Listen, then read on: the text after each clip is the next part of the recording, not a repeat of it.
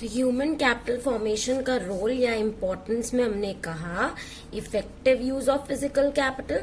तो हमने कहा कि growth and productivity of physical capital depends on human capital. Creation of physical capital, effective utilisation of physical capital यानी machinery both depend on human skill.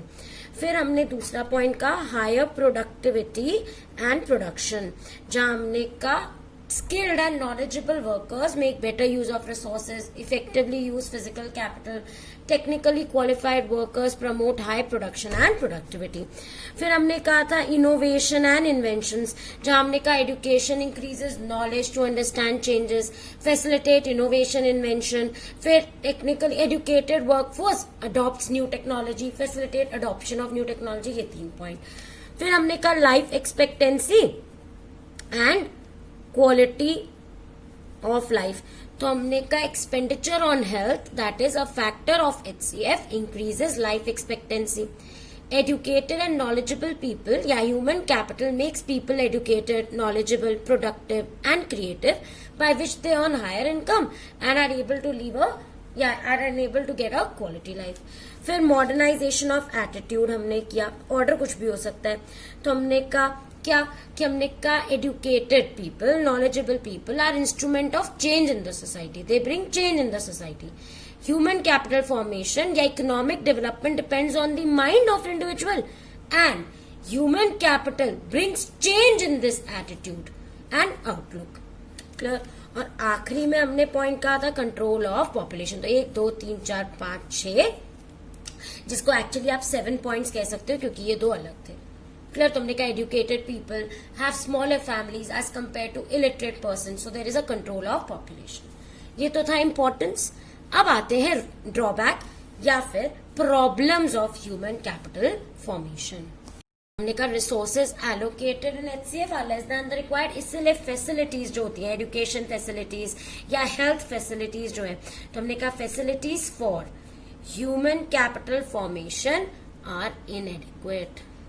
जो human capital form करने के लिए facilities चाहिए, जैसे हेल्थ फैसिलिटीज चाहिए या educational opportunities, they have been inadequate क्योंकि पैसा कम लग रहा है। तो रिसोर्सेज रिक्वायर्ड या resources allocated in human capital formation are less than the required, so the facilities for HCF formation are इनएडिक्वेट।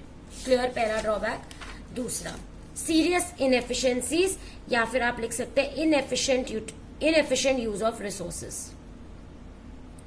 तो पहले कहा हमने इनएफिशिएंट रिसोर्सेज, जो लगाए रहे हैं वो ही कम है और जो लगाया है वो एफिशिएंट भी नहीं है।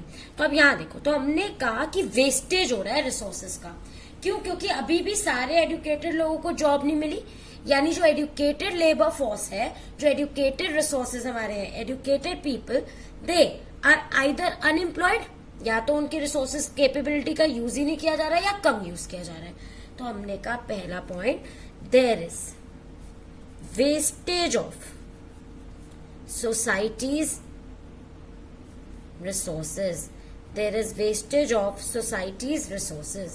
Next point, Q, as capabilities of educated people, जो skill है वो वेस्ट हो रहे, as capabilities of educated people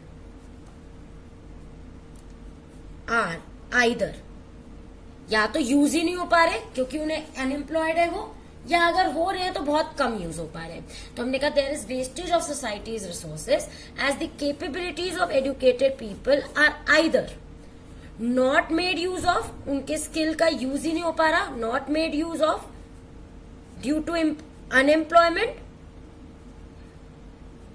या तो उनके कैपेबिलिटीज का यूज ही नहीं हो पा रहा ड्यू टू अनएम्प्लॉयमेंट, और the capabilities of people are under utilised.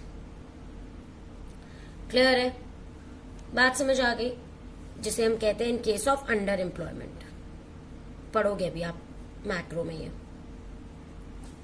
तो यहां हमने क्या बोला, there is a wastage of society's resources as capability of educated people are either not made use of because they are unemployed और they are being used under utilised. Clear है? दूसरा point भी, तो हमने कहा कि भाई आपने जितने, पहली बात तो आप जो इन्वेस्टमेंट कर रहे हैं वो बहुत कम है, और जो लोग एजुकेटेड हैं वो एजुकेटेड तो है बट वो अनएम्प्लॉयड है, तो क्या फायदा होगा ह्यूमन कैपिटल फॉर्मेशन का। तो आपने पहला कहा कि जो रिसोर्सेज एलोकेट हो रहे हैं फॉर ह्यूमन कैपिटल फॉर्मेशन और जो फैसिलिटीज हैं वो इनएडिक्वेट है।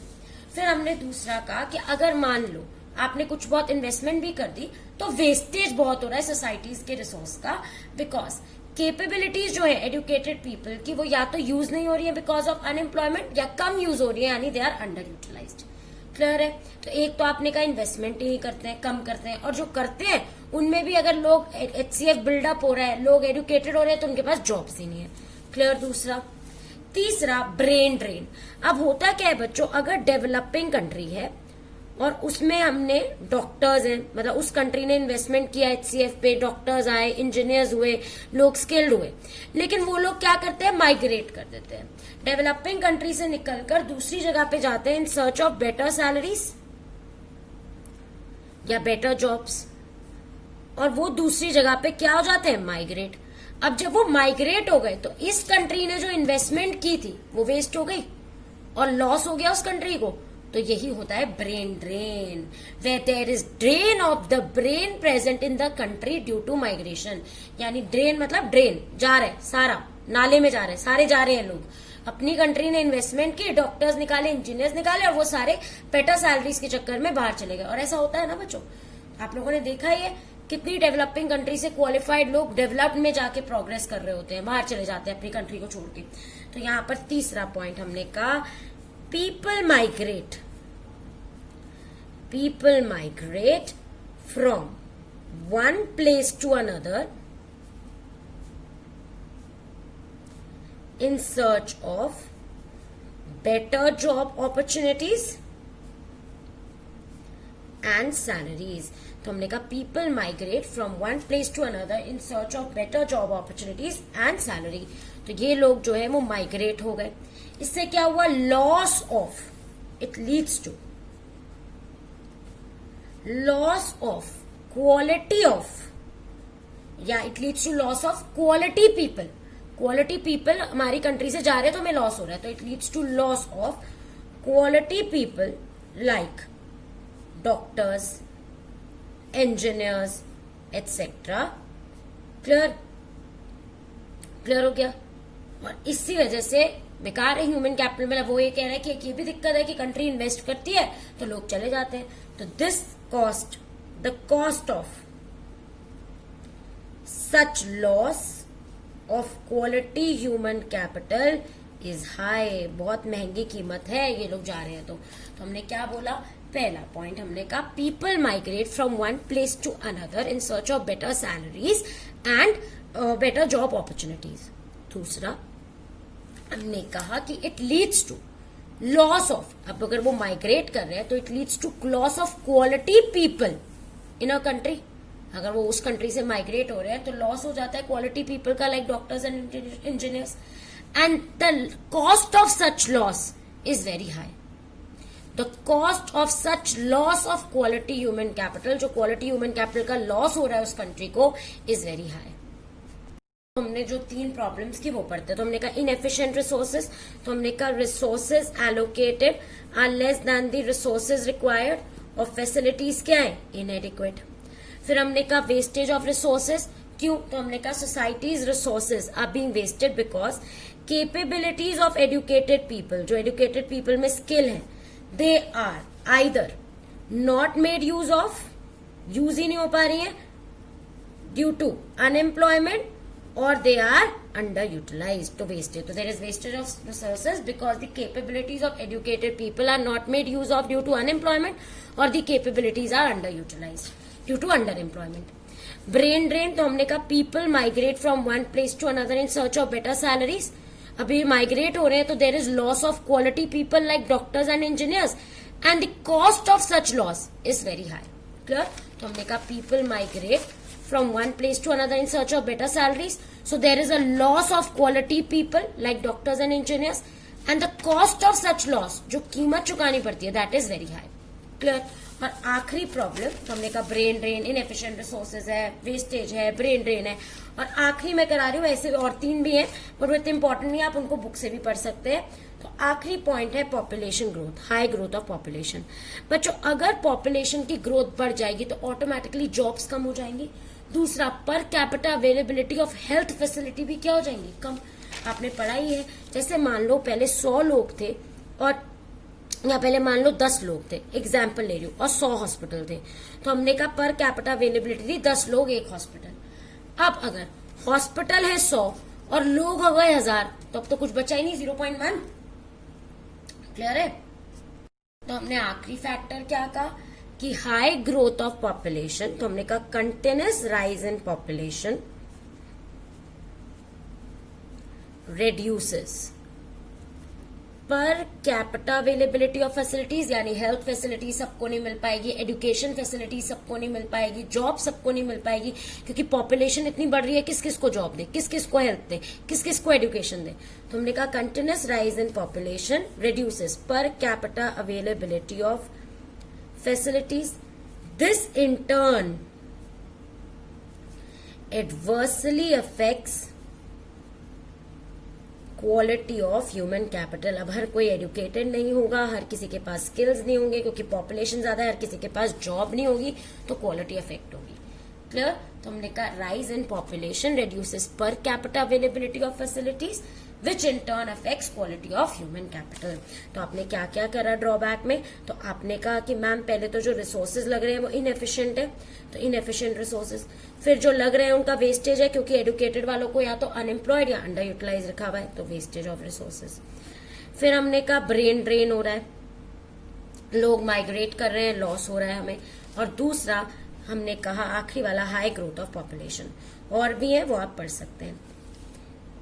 चैप्टर में एजुकेशन सेक्टर आपका डिलीट हो गया है, तो जो आपका काम है वो ये है कि आप एनसीईआरटी क्वेश्चंस पढ़ेंगे। तो 1, 2, 3 डिलीटेड है, 4, 5, 6, 7, 8, then 9, 10, 11।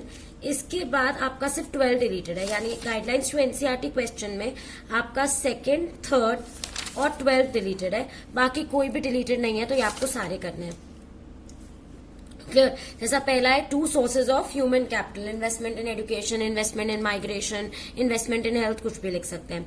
Next, difference between human capital and human development, जो हमने पढ़ा है कि ये ट्रीट कैसे करता है ह्यूमन बींग्स को, ये इन्वेस्टमेंट इन एजुकेशन को क्या कंसिडर करता है, और ये जो हमने करा था human development broader as compare to human capital, again relationship ही पूछ रहा है। What factors contribute to human capital, यानी sources of human capital, again on the job training, migration, expenditure on health, expenditure on education, etc. 2 regulatory authority, health और education, health की 2 regulatory authority और education की भी। Clear? ये भी मैं करा चुकी हूँ, एनसीईआरटी, यूजीसी, इसमें ICMR या जो मैंने आपको दी थी वो सारी भी लिख सकते हो। फिर education is considered as an important input for development of nation, ये जनरल क्वेश्चन और इम्पोर्टेंट है, तो इसमें 3 पॉइंट तो वही लिखेंगे जो मैंने आपको अभी बताया था लेटेस्ट वीडियो में रोल में, कि education stimulates innovation, facilitate invention, scientific advancement, knowledge to understand changes, educated labor force adopt new technology. Clear? तो आधे पॉइंट वही है, कुछ आप ऐसे लिख सकते हो कि it leads to higher earning, it leads to change in social outlook, ये सारे, तो ये भी important question है। Next, define following as a source of human capital, health infrastructure और एक्सपेंडिचर ऑन माइग्रेशन, ये नॉर्मल सोर्सेज पे क्वेश्चन है। नेक्स्ट वो कह रहा है how does investment in human capital contribute to growth, यानी relationship between human capital and economic growth पे क्वेश्चन है। क्लियर? ये भी हम कर चुके हैं।